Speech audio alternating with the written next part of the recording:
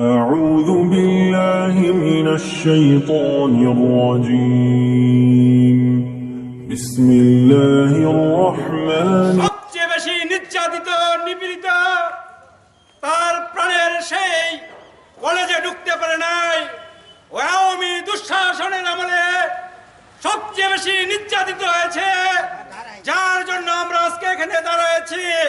আমাদের প্রিয় সত্য সে অধ্যাপক জসিম উদ্দিনের সমর্থনে আজকের এই বিশাল বিক্ষোভ সমাবেশ কিছুক্ষণের মধ্যে শুরু হবে।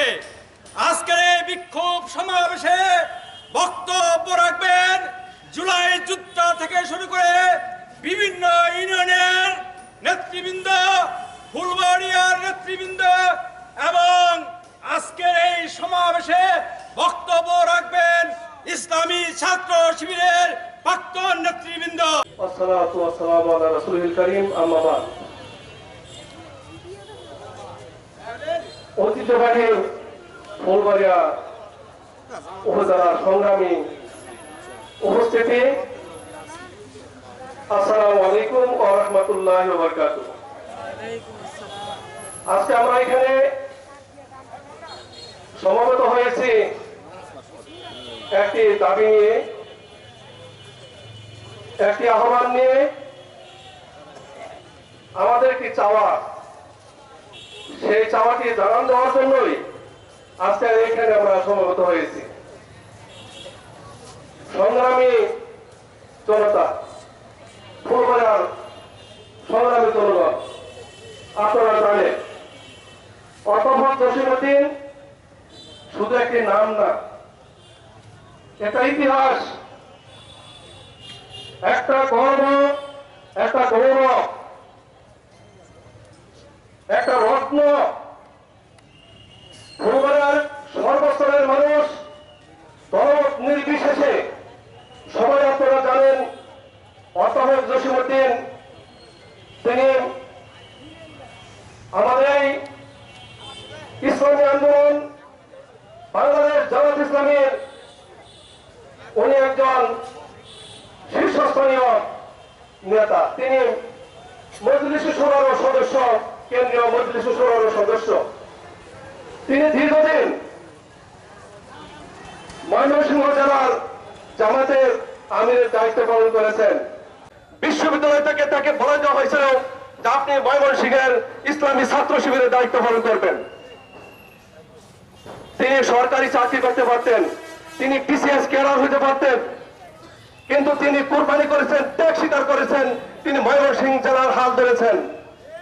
তার হাত ধরে আমরা 1984 সালে আমরা এই ইসলামী ছাত্র শিবিরে যোগদান করেছিলাম এবং তার হাত ধরেই আমরা জামাত ইসলামীতেও যোগদান করেছিলাম।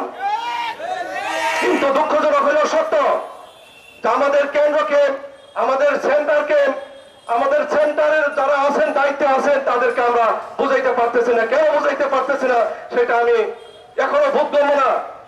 যে ফুলবাড়িয়াতে 3 বার ইলেকশন করেন, যিনি সকল স্তরের মানুষের পরিচিতি অর্জন করেছেন, ভালোবাসা অর্জন করেছেন, সকল স্তরের মানুষ যার জন্য উন্মুখ হয়ে আছে। আজকে জসিম সাহেব ইলেকশন করো, জসিম সাহেব যদি স্বতন্ত্র ইলেকশনও করে, যদি তিনি স্বতন্ত্র ইলেকশনও করেন, তার কোনো নিশ্চয়তা নাই। কিন্তু অধ্যাপক জসিম উদ্দিন যদি ইলেকশন করেন, তাহলে অধ্যাপক জসিম উদ্দিন আমরা বলে দিতে পারি, আমরা বলে দিতে পারি ঢাকা বিশ্ববিদ্যালয়কে যদি আমরা জয় করতে পারি, জাহাঙ্গীরনগর বিশ্ববিদ্যালয়কে যদি আমরা জয় করতে পারি, আমরা বাংলাদেশটাও জয় করবো ইনশাআল্লাহ। সেই জন্য আমরা চাই যিনি অনেক ত্যাগ স্বীকার করেছেন, অনেক কুরবানি করেছেন, অনেক কিছু তার খোয়া গেছে, অনেক ধ্বংস হয়েছে, তিনি অসুস্থ হয়েছিলেন, তিনি একেবারে এমন অসুস্থ হয়েছিলেন যে তাকে আমিরের দায়িত্ব থেকে তাকে সরে যেতে হয়েছিল। আলহামদুলিল্লাহ তিনি এখন পুরো পরিপূর্ণ সুস্থ, তিনি পরিপূর্ণ সুস্থ, তার মধ্যে আর কোনো ওই ধরনের রোগ বালাই নাই। তিনি এখন মানুষের কাছে যাচ্ছেন। ইসলামী আন্দোলনের ঘাঁটি এখানে এখন উর্বর হয়ে আছে, সকল মানুষ উন্মুখ হয়ে আছে। দীর্ঘ 17 বছর পরে ভোট দেওয়ার জন্য মানুষ পাগল করা হয়ে আছে। সামনে যে ইলেকশন, সেই ইলেকশনে মানুষ ভোট দিতে চায়, সেই ইলেকশনে